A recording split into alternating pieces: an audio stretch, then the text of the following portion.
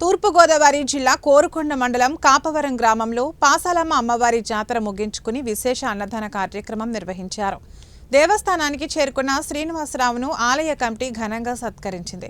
విశ్వ హిందూ ధర్మ పరిరక్షణ రామసేన అధ్యక్షులు, బీజేపీ నాయకులు ఈ అన్నదాన కార్యక్రమానికి ₹1,00,000 విరాళం అందజేశారు.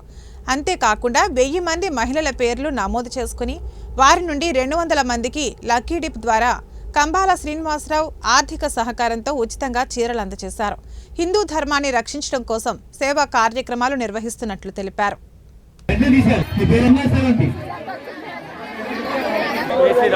నేను మీ కంబాల శ్రీనివాసరావు, విశ్వ హిందూ ధర్మ పరిరక్షణ రామసేన అధ్యక్షుడిగా మీకు అందరికీ తెలిసిందే.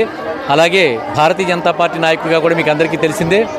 ఇప్పుడు నేనున్నది కోరుకొండ దగ్గర కాపవరంలోని పాసాలమ్మ గుడి దగ్గర ఉన్నాం. ఈ పాసాలమ్మ గుడికి ఈ రోజున ₹1,00,000 విరాళం ఇచ్చే అన్నదానానికి ₹1,00,000 విరాళం ఇవ్వడం జరిగింది. అదేవిధంగా హైందవ ధర్మాన్ని కాపాడడం కోసం, హైందవులో చైతన్యం తీసుకురావడం కోసం, అన్ని మతాలని కలుపుకుని ముందుకు పోవడం కోసం అని చెప్పని మేము చేస్తున్న మీరందరూ చూడొచ్చు, స్త్రీమూర్తులు వేల మంది వచ్చారు.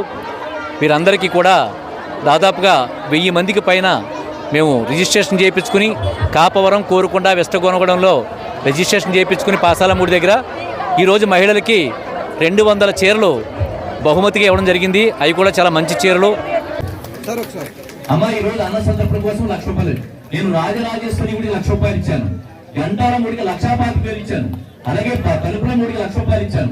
ఈ రోజున బహుమతిగా ఇవ్వడం జరిగింది. ఈ రోజున పాసాలమ్మ గుడికే కాకుండా పోలేరమ్మ గుడికి ₹1,00,000 విరాళం, అలాగే వడ్డేల రామాలయానికి కోరుకొండలో ₹1,60,000, లక్ష్మీ నరసింహస్వామి ఆలయానికి ₹4,00,000 షెడ్ వేయడానికి, అలాగే గంటాలమ్మ గుడికి ₹1,00,000, తలుపులం గుడికి ₹1,00,000 ఇలాగ అన్నదానానికి విరాళాలు ఇస్తూ మహిళామూర్తుల్లోని హైందవ చైతన్యం తీసుకురావడం కోసం, ప్రజల్లో ఒక చైతన్యం తీసుకురావడం కోసం చెప్పి మేము ఈ ధర్మ కార్యక్రమాలు చేస్తున్నాం. ఇది